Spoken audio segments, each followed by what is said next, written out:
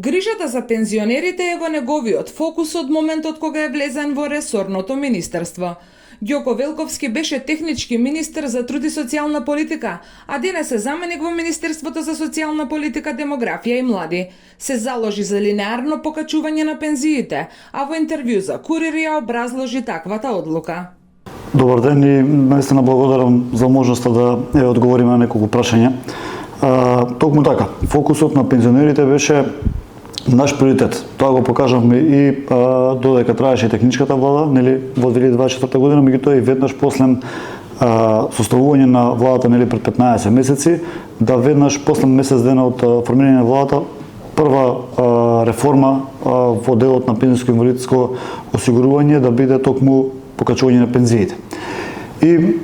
сме го искомуницирали неколку пати дека навистина ги слушавме луѓето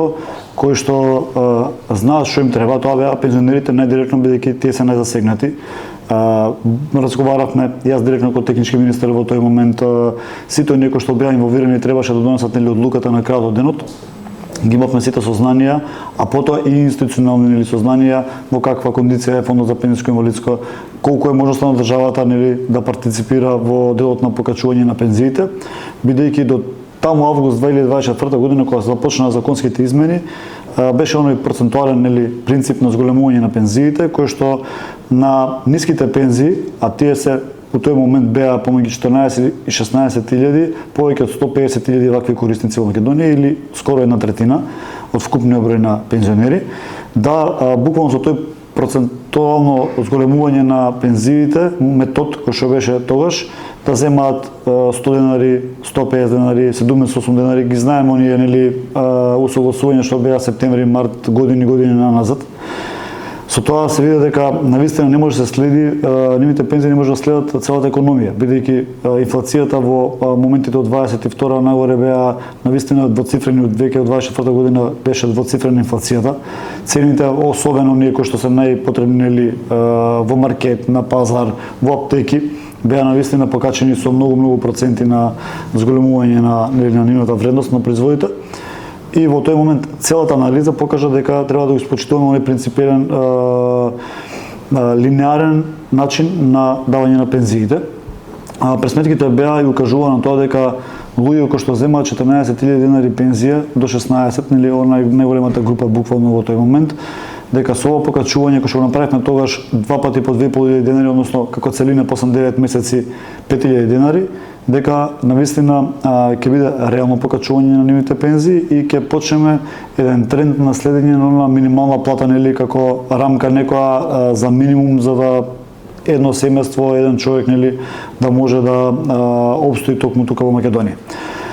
Се заврши тој процес во март 2025 година, нели, како 9-месечен период кога беа двете согласувања по 2.500 денари.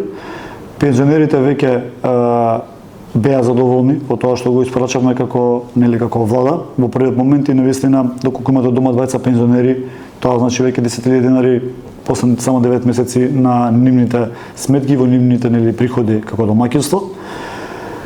Се направи анализи после март, бидејќи законот се врати повторно, така беше одредбата, да продолжи стариот принцип како што бил со процентуално зголемување на пензиите. Се направи нова анализа, се виде буквално можноста за средства колку државата повторно може да докаде може да идат овие пензии и се донесе одлуката да повторно она измена која што направивме во текот на месец, започнати во текот на месец август пред изборите, да бидат распишани, беше 2.000 денари линеарно исто покачување по линеарен принцип на пензиите и со ова ќе заокружиме буквално за година и пол процес од 7.000 денари по пензионер и оние кои што имале пред само година и половина 14.000 денари пензија, веќе ќе има 21.000 и тоа е буквално на границата од минимална плата и оној ефект кој што е многу важен, а никој не го комуницира вака години во Македонија, е дека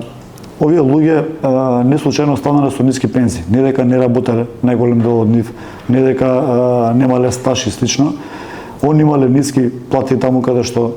биле продуктивни во нивниот работен век, меѓутоа многу голем дел од фирмите кои што отидоа во стечај во раните 90-ти години во Македонија предизвика да дел од нивните пензиски стажови не бидат платени во тие моменти, да отидат во стечај фирмите и потоа да не биде платен оној стаж кога работеле години во тие комбинати, предпријатија, фирми кои што биле во државна сопственост и за жал останале со вакви ниски пензии. Значи системот нив вака на два пати ги има буквално изневерено и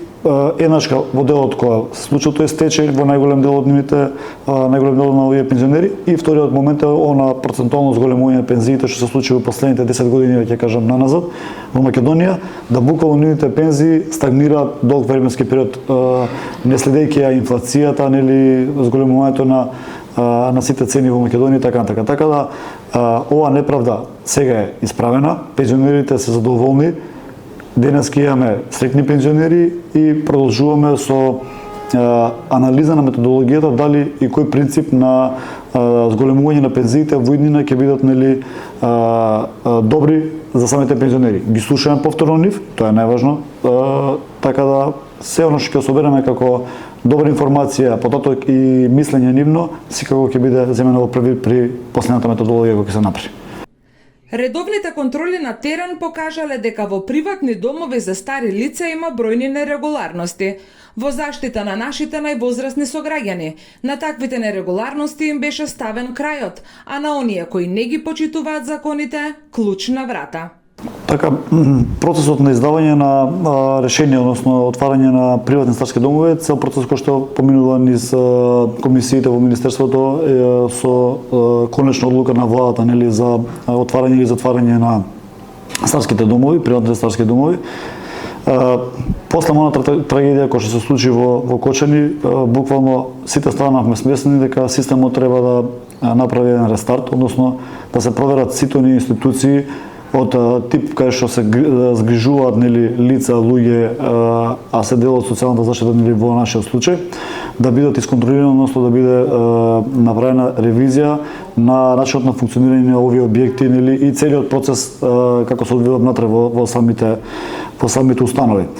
Со направените контроли од страна на инспекцијскиот надзор во Министерството беа констатирани остатоци во голем број на старски домови. Ние веднаш не ги затвараме, даваме рокови каде што треба да се надминат токму, нели, проблемите со кои се соочуваат, значат опасност можеби за корисниците кои се таму, конкретниот случај, нели, старите лица во приватните старски домови.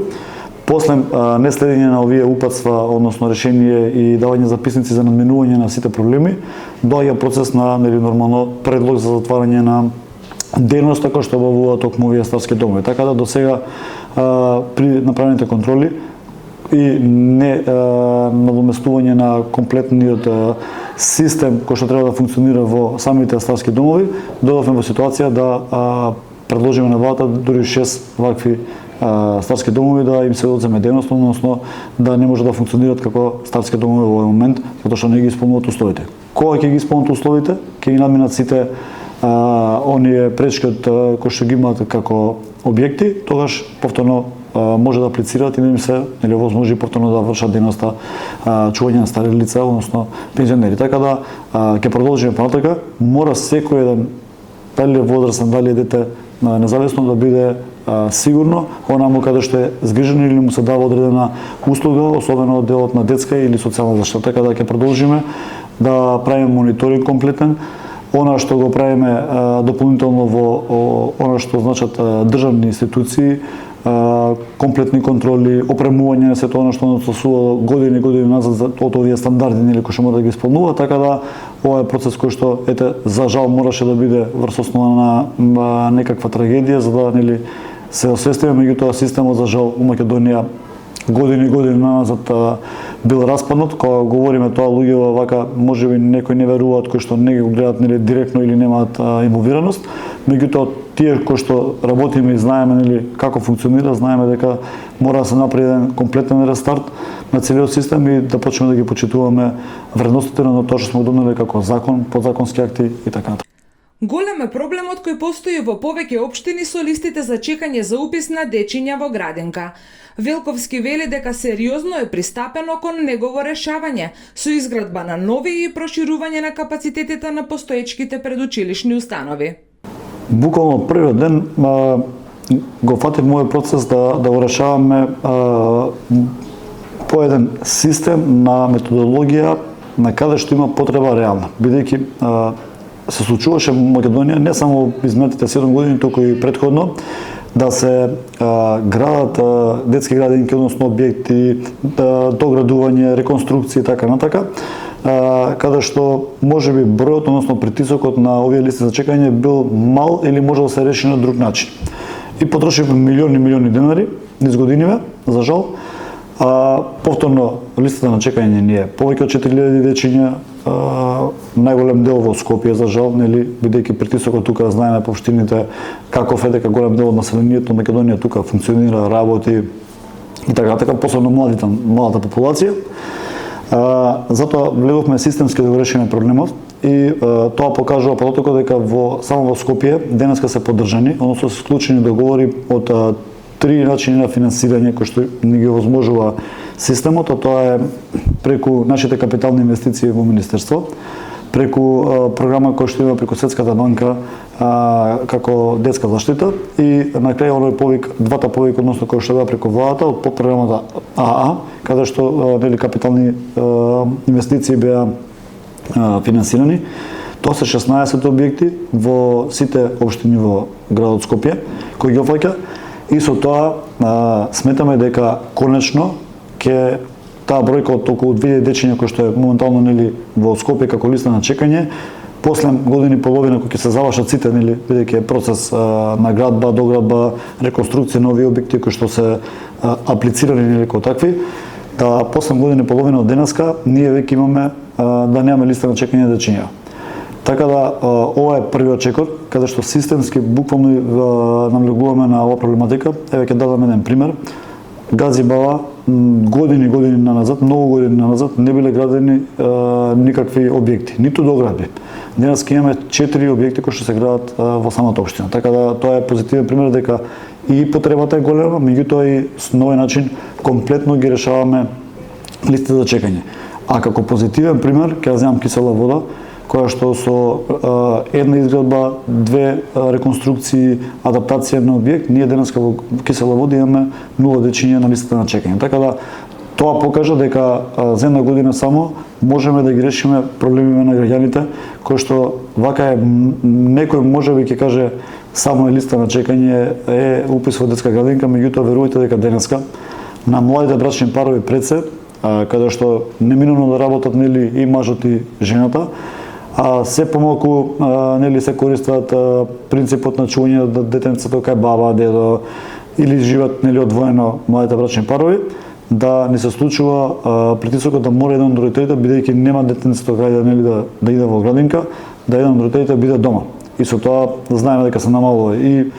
економската моќ на самото семејство, се ствара притисок, она незадоволство, значи тоа е еден мал сегмент, меѓутоа вака никој не го споменува, а постои и у континуитет и затоа може влијае на процесот на проширување на семејството. Сигурно тоа влијае, вака сите анализи кои што ни покажале директен разговор кој што го имаме постојано е токму дека тука се потенцира и главните ургенции помеѓу 20 август, мислам дека и 10 септември, нели како да се запише детенце во детска градинка. Така да влеговме во решавање на проблемот, па ќе кажам многу внимателно и буквално со план и доколку вака продолжиме нели како систем во самото министерство и како влада, ние ќе имаме општини буквално без листи на чекање, задоволни граѓани и дечиња стрекни во рамките на детските градинки. Процесот на лиценцирање на воспитувачки, негователки и други работници за градинките 2 години беше закочен. Сега за кус период 600 лица веќе добија лиценца, а се работи на целосно пополнување на празнината во капацитетите. Велковски вели дека така ќе бидат вработени професионалци и ќе имаме задоволни родители и среќни деца во градинките. За жал, не ми се веруваше како технички министер, бидејќи тоа е еден редовен процес за да добиете лиценца, нели, тековен со години се одвива во рамките на министерството. Кога дојдов во 2024 јануари, нели, крајот на јануари месец како технички министер, кога меѓу првите проблеми со кои се соочивме и како министерство, не само ја лично, беше дека не постои софтвер кој до тогаш нели функционирал до таму ноември месец 2023 година. и дека вкупниот број на барања во тој момент номинуваше околу 2000 такви доставени од нашите сограѓани и потоа нели тоа е тековен процес кој што само се дополнува и стана бројката и поголема повеќе од 2500. За жал требаше да се направат законски измени бидејќи тој софтвер не постоеше. Тоа е за жал еден софтвер од оној скандал кој што беше со пронешен секретар на владата Рашковски. И така натака се тука си има нели истраги, си има кој да се занимава со тоа, меѓутоа беше да преминеме повторно од нели дигиталниот систем на да се вратиме за да ги решиме сите овие проблеми, да се вратиме на хартиена форма како што било до пред некоја година. Меѓутоа беше главната поента за да се решат сите овие братели, бидејќи не беше битно само да ги положиме, нели да се положат овие испити и да станат лиценцирани сите овие луѓе кои што поднели, кои што ги исполнуваат нели нормално условите. Беше важно дека на пазарот на труд токму ваквите профили без лиценца не може да се запослат во ниту една ни приватна ни државна детска градинка. И со тоа притисокот врз самите детски градинки беше голем, бидејќи кадрот нели по природен процес дел се заменува заради подобра работа и подобри работни места, дел се заменува заради пензионирање и веќе таму негде крајот на мај 2024 година кога заврши изборите, да бројката на испразнети места беше 1700 вакви стручни работници, односно цел персонал во детските градинки низ цела Македонија. И тоа беше вака алармантно, бидејќи голем број на толку луѓе ти фалат е навистина веќе состојба која што мора да решаваме. И на овој предизвик влеговме буквално директно. Да, потраја можеби одреден период поради законските измени, правилници, акти што требаше да се изработат, меѓутоа веќе од август 2025 година овој процес е откочен. До денеска имаме повеќе од 600 лиценцирани, значи завршени со испити, лиценцирани баратели на воспитувачи, негователи и останат стручен кадар кој што поднеле барање. Останува да до крајот на годината ги решиме сите останати кои што се на листа на чекање, бидејќи има процес на обнова на документи и така натака. Така да ќе завршиме процесот успешно до крајот на годината. Со тоа ќе добиеме кадар кој што ќе биде стручен и лиценциран и да може да биде активен на пазарот на трудот. Меѓувреме, во текот на цела 24 година или откако владата во овие 15 месеци функционира, како никогаш досега дал навистина инпут на детските градинки, односно инпут во делот на токму на стручниот кадар да биде вработен, односно оваа бројка од 1700 испразнети работни места со повеќе од 600 веќе добиени согласности и реализирани во рамките на детските градинки, да надоместиме барем третина нели од она што недостасуваше. До крајот на годината сметаме дека уште 300 вакви стручни работници ќе станат дел од овој систем на детската заштита, односно вработени во детските градинки, и со тоа веќе ќе дојме на 2/3 на решавање на персоналот кој што е непотребен за да може да функционираат нормално детската заштита, групите во детските градинки. И ваков случај во Македонија да во рамките на 15-16 месеци да биде решен по ваков принцип е прв пат после години функционирање и на самото министерство, меѓутоа и на детската заштита нели како целина. Така да навистина предизвикот беше голем, меѓутоа еве директно влеговме во решавање на истиот и мислам дека денеска имаме и задоволни родители, меѓутоа и стрекни дечиња во нашите детски градинки. Еден од предизвиците со кои се соочил е зголемување на платите во секторот социјална заштита и успел. Од барање се дојде до значаен договор. Неговата цел е професијата стручен работник во Центар за социјална работа да стане профил кој ќе биде ценет во Македонија. Предизвикот беше многу тежок, мора да признам. Буквално цела година работевме на решавање на ова прашање и конечно од 2025 година август месец се склучи оној колективен договор помеѓу министерството и синдикатите нели како партнери во односот на уредување на работните односи. Вработените во Центар за социјална работа сите знаеме дека се оптеретени со доста обврски. Секојдневни проблеми на семејствата, секојдневни проблеми на индивидуални луѓе кои што имаат нели потреба од делот на социјалната заштита.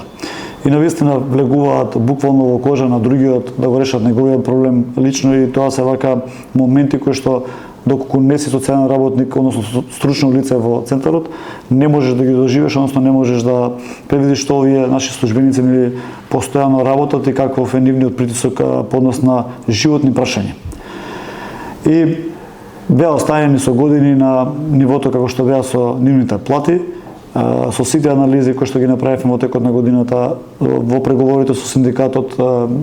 дојдовме до моментот да 20% веднаш, значи не како што беше принципот, можеби кај другите профили во државата, во образование, во здравство и така натака, да тука веднаш се интервенира, бидејќи навистина платите беа на едно вака ниско ниво. Задоволството од она што можам да го увидам во посетата во центрите за социјална работа, бидејќи сум постојано присутен помеѓу нив, сакам да разговарам, сакам да ги видам предизвиците не само во делот на плата, меѓутоа сето оно што значи социјална заштита или директно на терен, сакам да видам за да можеме да го подобриме самиот систем.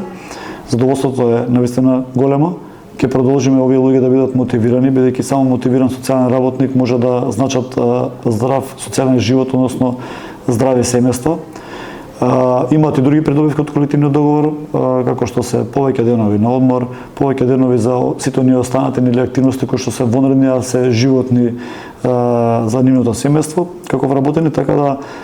навистина еве го заокруживме едната година нели како влади, како министерство, да интервенираме и во делот на задоволство на самите граѓани, меѓутоа и во делот на задоволство на вработените, бидејќи мора да бидат мотивирани овие луѓе за да може да дадат максимумот во тоа што го работат. Се надевам дека и во иднина ќе имаме друг предизвик токму со овие вработени, да можеме заеднички да го минеме и повторно социјалниот работник, односно стручниот работник во центарот за социјална работа да стане профил кој што ќе биде ценет во Македонија. Во понеделник започнува кампањата за локалните избори. Го прашавме какви резултати очекува во Македонија, а посебно во Чаир, Скопската општина од која доаѓа и каде се очекува најголемата пресметка во албанскиот политички блок. Анализите се направени, анкети има доста, може да ги проследиме, мислам и секако и вие, кои што укажуваат на фактот дека навистина градоначалниците кои што доаѓаат од редот на ВМРО-ДПМН и оние кои што не биле нели градоначалници до сега, се во средините кај што има од друга политичка партија нели градоначалник, е дека навистина овие луѓе посветено 4 години без никаков скандал, без замерки од страна на граѓаните, во голема мера ако потребите на секој ден нели голема и сакаме се да најнаш да ни биде следено како жители во некоја општина, меѓутоа овие луѓе навистина се бореа 4 години со многу предизвици, дел беа со закочени сметки во нивните општини, дел владата не ги финансираше воопшто до 2024 година нели јули месец. Така да веќе таа слика е сменета. Поддршката општините имаат од владата, што е многу важно. Знаеме со како предизвик се соочува секоја една локална самоуправа и тоа го знаевме од стартот кога нели како влада дојдовме, така да како ситуација мислам дека овие градоначалници кои што повтор пат нели трчат во своите општини дека неминуно ќе бидат победници, особено од редот на ВМРО-ДПМН, бидејќи направија премногу се грижи за своите граѓани и мислам дека следните 4 години ќе биде навистина уште еден предизвик да сето она што го ветили и во првиот дел нивниот мандат, меѓутоа и сега со вториот, да комплетно го дадат својот максимум да ги реализираат сите проекти. Во оние средини кај што за прв пат имаме нели некој што е кандидиран за градоначалник, мислам дека средината ги препознава овие луѓе. Тоа го покажуваат анкетите, нивниот рейтинг, нивното присуство помеѓу сите граѓани и ќе биде секако предизвикувачки за нив да успеат нели уште во првиот круг буквално да направат добар резултат и да победат во овие општини. Градот Скопје, мора да го напоменам, е битка која што сметам дека Орце Георгиевски како кандидат кој што ја трансформираше Кисела вода во една навистина прекрасна општина, прекрасни мала и сето она што го направи за самата општина покажа дека човекот е борец и знае како да се грижи за своите сограѓани и е вистински човек за позицијата за која што е кандидиран и сметаме дека по сите анкети дека уште во првиот круг дека Орце ќе биде победник и веднаш, како што вети тој во првите 72 часа, ќе направи трансформација на делот Скопје. Чаир ќе биде интересен, откако што јас самиот доаѓам и со години сум бил и советник во истата општина. Ќе биде голем вака предизвик за двајцата кандидати. Таму има и трет од една помала политичка партија, меѓутоа битката ќе се бие помеѓу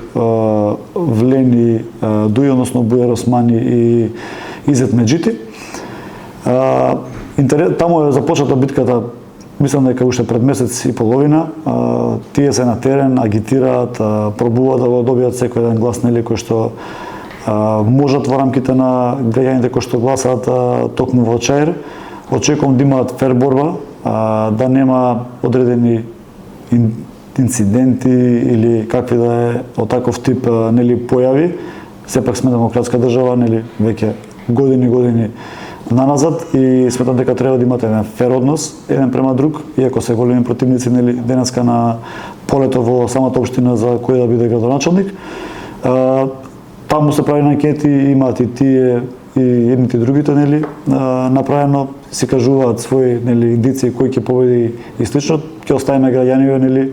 да проценат што за нив како жители во Чаир е најпотребно и кој од програмите, бидејќи веќе мора да потенцирам како што било години назад да немаат програми, односно се да биде ветување